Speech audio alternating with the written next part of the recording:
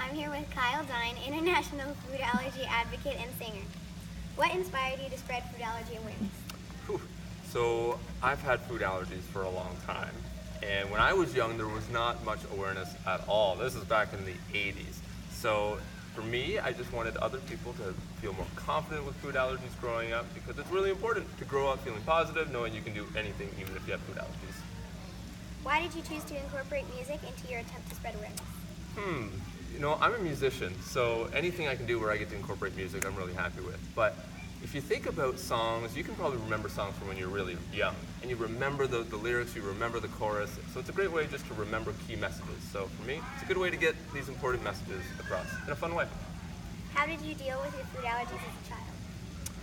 When I was young, I dealt with them by, I always had my epinephrine with me everywhere I went. I had that from a young age.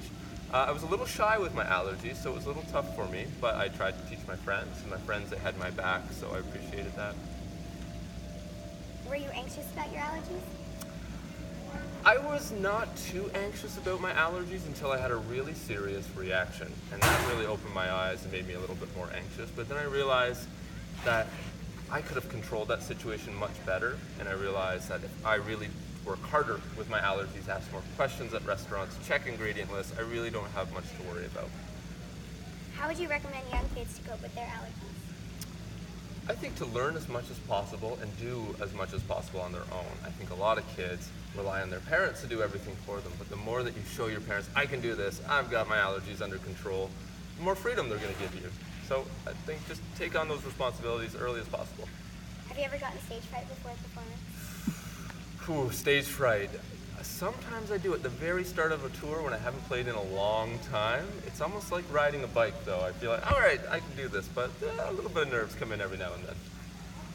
Do you have any advice to give to performers? Performers, I would give them the advice, practice, practice, practice. I think a lot of people see it on television like, oh, that looks easy, but the amount of time that goes into being good at anything, it just takes a lot of practice. That's the key. Thank you for the interview. You're welcome. Thank you.